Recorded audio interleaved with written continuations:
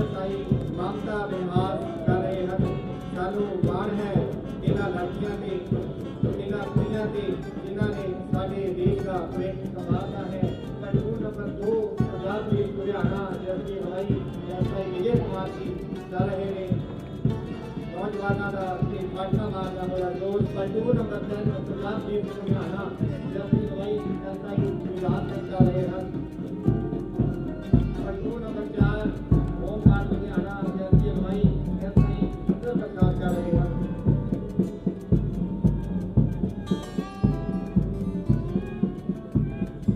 ਕਾਨੂੰਨ number 5 19 Punjab NPC master Rajveer Ludhiana ਜਲਦੀ ਹਵਾਈ ਕਮਾਂਡਰ ਬਲਰਾਜ ਸਿੰਘ ਕਰ ਰਹੇ ਹਨ।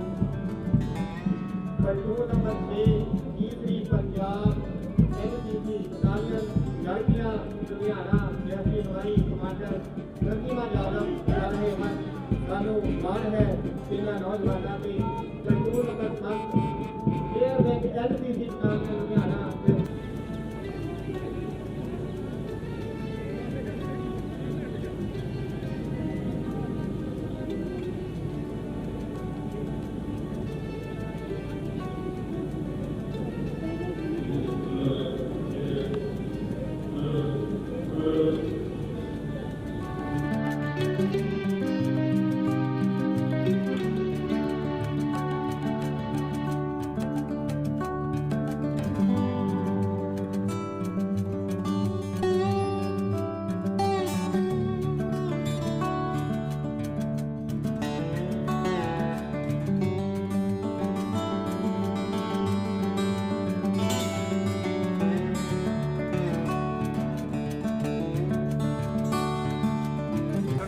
सब तो पहला तो इस 75वें सुतंत्रता दिवस के सारे लुधियाना वासियों को बहुत बहुत मुबारक थोड़े चैनल राही। वैसे तो जोड़ा संदेश दिता गया पर फिर भी मैं याद करवाऊँगा उन्होंने कुर्बानियों जिन्होंने कुर्बानियां सदका असी आज़ादी माण रहे हैं तो वो कीमत जी असी चुकाई है उन्होंने किस तरीके असी वापसी देनी है। उन्होंने शहीदों का जो एक सुपना सीगा भी किस तरीके का साडा देश होना चाहिए, साडे मुल्क सूबे होने चाहिए या साडे शहर होने चाहिए, असी उस सोच को याद करना है अज तो वो मुताबिक जो साडा फर्ज बनता है। हक हर कोई मंगता है, फर्जां नूं किते ना किते असी भुल जाते हैं। वो फर्ज याद करने हैं जिहड़े साडी सोसाइटी लई है, साडी डिस्ट्रिक्ट लई है, साडे सूबे लई। कितना फख्र महसूस करते हैं अज तुसीं सरकार के नुमाइंदे हो के मिनिस्टर हो के अज झंडा फहराया, देश की बहुत बड़ी शान दा सम्मान दिता। ये सारा जिन्ना अज माण ते सत्कार है मेरे सारे लुधियाने वासियों का। खास करके तुसीं गुरु नानक स्टेडियम के अपग्रेडेशन भी अनाउंस किया, यूथ को आह्वान किया, की कुछ कहना चाहिए आने वाले टाइम अगले बारी जो 26 जनवरी के मौके पर इत्थे झंडा फहराउण जिहड़ा भी चीफ गेस्ट आवे ये चीज़ां इंप्लीमेंट उदों तक हुई होण इंश्योर करूँगा। सारे यूथ में मैं यकीन दिलवाऊँगा। 40 साल बाद हॉकी की टीम को ब्रॉन्ज मैडल लैके आई और खास करके पंजाब के जिहड़े साडे प्लेयर उन्हां दी बहुत वड्डी उन्हां वास्ते हॉकी के प्लेयर नहीं असीं सारियां अलग अलग फैसिलिटियां वास्ते जिहड़ा इंफ्रास्ट्रक्चर है उन्होंने अपग्रेड करते पे हैं। हॉकी वास्ते असी कोशिश करांगे जिहड़ा पहला साडा टर्फ है असी उन्होंने जिथे जिथे असी रिपेयर मंगदा उहदा टेंडर फ्लोट किया होया और साडे मेयर साहब नाल डिस्कस होया होया असी गवर्नमेंट कॉलेज विखे कोशिश कर रहे हैं नवा टर्फ लाउण दी। लुधियाना वासियों के बहुत ज़्यादा करीब से लुधियाने वासियों की एक सी डिमांड भी किते सिद्धवां दा हाल भी बुढ़े नाले वर्गा ना हो जाए तो वो एक उपराला किया गया तो बुढ़े नाले नूं सिद्धवां दे बराबर लियाण लई जिहड़ा बहुत वड्डा साडे सीएम साहब वालों प्रोजेक्ट अनाउंस होया होया उहदे च अगले तुसीं 2-3 दिनों देखोगे काफ़ी वड्डा सुधार आने वाला है क्योंकि असी अगले 2-3 दिनों के 200 क्यूसिक पानी चमकौर साहब तो ये साफ पानी छड्ड देना इनू नाले नूं वापस दरिया का रूप। आज़ादी दिहाड़ा ये बहुत खुशी का दिन है। अज के दिन से मैं सारे लुधियाना निवासियों तो इत्थों के यूथ नूं बहुत बहुत बधाई दिना और ये बहुत कर्मां वाली गल है कि असी आज़ाद फिज़ा दे विच साह लै रहे हैं। ये साडे जिहड़े पुरखे सीगे जिन्हां ने सारी अपनियां कुर्बानियां करके सानूं ये दिन देखण नूं मिलिया। मानयोग कुछ महत्वपूर्ण जिहड़ियां घोषणावां कीतियां ने मैं उन्हां दा भी तहे दिलों शुक्रगुजार करदा। जदों ये सारे प्रोजेक्ट्स धरती ते आ जाणगे तां लुधियाना होर खूबसूरत ते सोहना होएगा। ਤੇ ਸਰ ਆਪਣੀ ਟੀਮਸ ਦੀ ਕਿੱਦਾਂ ਤੁਸੀਂ ਕਹਿਣਾ ਚਾਹੋਗੇ ਬੜੀ ਮਿਹਨਤ ਲੱਗੀ ਹੈ ਸਾਰੀ ਟੀਮ ਸਾਡੀ ਕਈ ਦਿਨਾਂ ਤੋਂ ਤਿਆਰੀ ਕਰ ਰਹੀ ਹੈ ਉਹਨਾਂ ਦੇ ਰਿਗਾਰਡਿੰਗ देखो कोरोना करके बहुत सारिया रिस्ट्रिक्शनस सीगियां ਪਰ ਵਿਦਿਨ ਦਾ ਗਿਵਨ ਪੈਰਾਮੀਟਰਸ ਟੀਮ ਨੇ ਬਹੁਤ ਅੱਛਾ ਕੰਮ ਕੀਤਾ ਹੈ। ਕਲਚਰਲ ਪ੍ਰੋਗਰਾਮ ਵਗੈਰਾ ਦੇ ਨਾਲ ਜ਼ਿਆਦਾ ਰੰਗ ਵੱਜਦਾ ਹੈਗਾ, ਪਰ ਉਸ ਕਮੀ ਨੂੰ ਵੀ ਇਹਨਾਂ ਨੇ ਖਲਲ ਨਹੀਂ ਪੈਣ ਦਿੱਤਾ। ਕਾਰਪੋਰੇਸ਼ਨ ਦੀਆਂ ਟੀਮਾਂ ਨੇ ਵੀ, ਸਪੋਰਟਸ ਡਿਪਾਰਟਮੈਂਟ ਨੇ ਵੀ, ਐਡਮਿਨਿਸਟ੍ਰੇਸ਼ਨ, ਪੁਲਿਸ, ਸਾਰਿਆਂ ਨੇ ਮਿਲ ਕੇ ਬਹੁਤ ਅੱਛਾ ਕੰਮ ਕੀਤਾ। ਮੈਂ ਸਾਰਿਆਂ ਦੀ ਸ਼ਲਾਘਾ ਕਰਦਾ। ਔਰ ਸਭ ਤੋਂ ਵੱਡੀ ਸ਼ਲਾਘਾ ਤਾਂ ਇਹ ਹੈ, ਚਲੋ ਅੱਜ ਤਾਂ ਸੈਰੀਮੋਨੀਅਲ ਦਿਨ ਹੈਗਾ, ਪਰ ਵੈਕਸੀਨੇਸ਼ਨ ਦਾ ਔਰ ਕੋਵਿਡ ਦਾ ਜਿਸ ਤਰ੍ਹਾਂ ਦਾ ਹੋਇਆ, ਔਰ ਤੀਜੀ ਵੇਵ ਦੀ ਸਾਡੀ ਜਿੱਦਾਂ ਦਾ ਬੱਚਿਆਂ ਦਾ ICU ਤਿਆਰ ਹੋਇਆ, 11 ਸਾਡੇ ਆਕਸੀਜਨ ਦੇ ਪਲਾਂਟ ਲੱਗੇ ਹੈਗੇ ਆ, 17 ਲੱਖ ਬੰਦਿਆਂ ਨੂੰ ਵੈਕਸੀਨ ਲੱਗ ਗਈ। ਇਹ ਸਾਰੀ ਤਿਆਰੀ ਨੇ ਸਾਨੂੰ ਬਹੁਤ ਕੌਨਫੀਡੈਂਸ ਦਿੱਤਾ ਔਰ ਮੈਨੂੰ ਉਮੀਦ ਹੈ ਕਿ ਲੁਧਿਆਣਾ ਤੀਜੀ ਵੇਵ ਤੋਂ ਬਚਿਆ ਰਹੇਗਾ। वंदे मातरम, जननी जन्मभूमिश्च स्वर्गादपि गरीयसी। ये स्वर्गों से भी बढ़कर है, क्योंकि ये वो ज़मीन है जो आज हम जिस 75वें स्वतंत्रता दिवस पर आज प्रवेश किए हैं, ये वो ज़मीन है जो 75 साल पहले आज शहादतों उस खून से सींच कर आज हमें ये आज़ाद भारत की आज ये 75वीं सुबह देखने को मिली है। तो यही कहूँगी, आज हम सभी समूचे भारतवर्ष, हम सभी आज जिस गौरव को, ये तिरंगा कभी वो समय भी होता था जब इसे छुपाकर भारतीय अपने इस गौरव को अपने घरों से बाहर निकलते थे।